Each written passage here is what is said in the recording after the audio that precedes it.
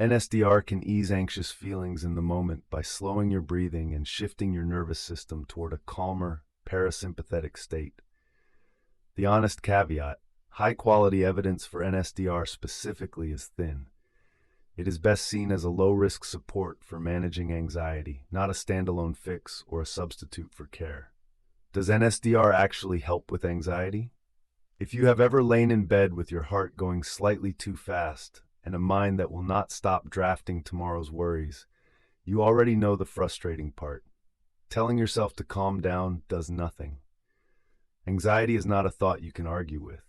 It is a body state, and that is exactly the angle NSDR works from.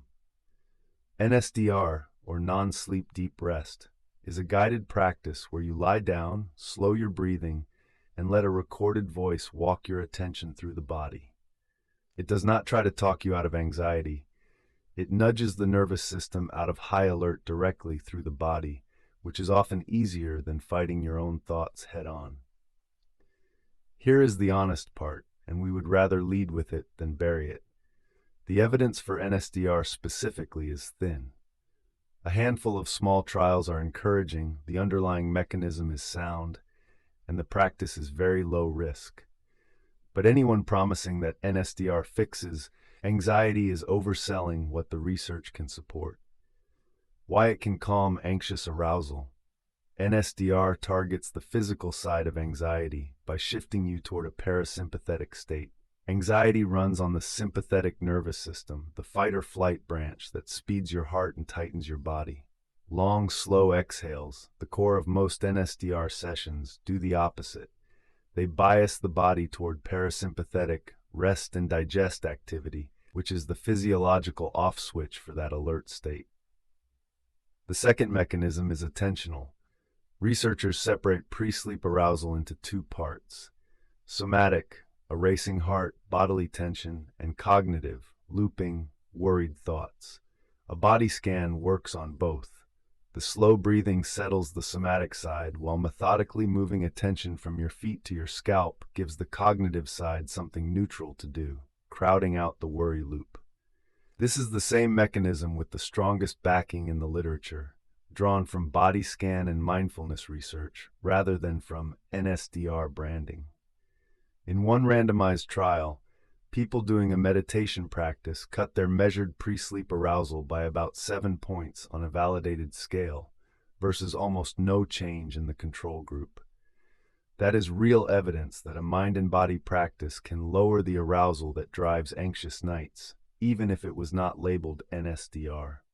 What the anxiety research actually shows. Direct trials on Yoga Nidra, the practice most NSDR sessions are built on, point the same direction with modest effects. In a pilot randomized trial of frontline healthcare workers during the pandemic, the Yoga Nidra group's anxiety scores dropped significantly on the GAD-7 scale, while a music listening control group barely moved. In a larger online randomized trial of 362 people, even an 11-minute daily Yoga Nidra session reduced anxiety compared to a wait list, and regular practice was linked to lower cortisol. So why the caution? Because these studies are small, the effect sizes are modest, dropout was high in the larger one, and they study Yoga Nidra, not the NSDR label as such. Promising is the right word, proven is not.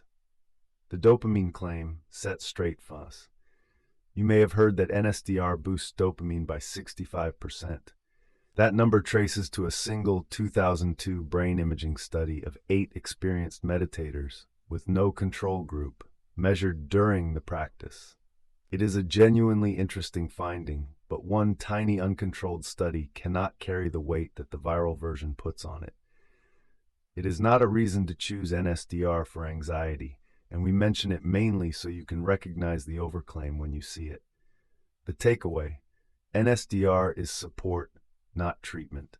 For occasional anxious tension in a wired but tired body at night, it is a sensible, low-cost tool.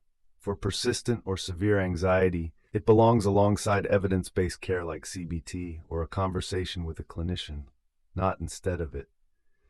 A short NSDR session for anxious evenings. You can do this tonight. Aim for 10 to 20 minutes. 1. Lie down somewhere you will not be disturbed.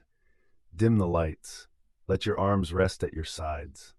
2. Breathe so your exhale is longer than your inhale. For example, in for 4 counts, out for 6 to 8. Do this for about a minute. The long exhale is what flips the calming switch.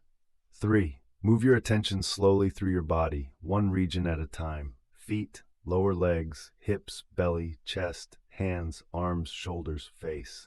Do not try to relax each part on command. Just notice it, then move on. 4. When a worry pulls your attention away, that is expected. Label it thinking without judgment and return to the body. The returning is the practice. 5. Rest in stillness for a few minutes at the end, then come out gently. If lying still makes the anxious thoughts louder at first, keep your eyes softly open or shorten the session. The goal is to feel calmer, not to perform relaxation perfectly. Doing it with a guided voice. The hardest part of NSDR when you are anxious is structuring it yourself, because an anxious mind is not great at remembering the next step. That is what a guided session is for. The voice does the sequencing while you do nothing but follow. A library of guided yoga nidra and NSDR sessions in different lengths lets you reach for a short 10-minute downshift on a tense evening or a longer wind down when sleep feels far away. It is the simplest way to actually do the practice on the nights you need it most. That is the short version. The full sourced article and a free guided session to try tonight are linked in the description. Rest well.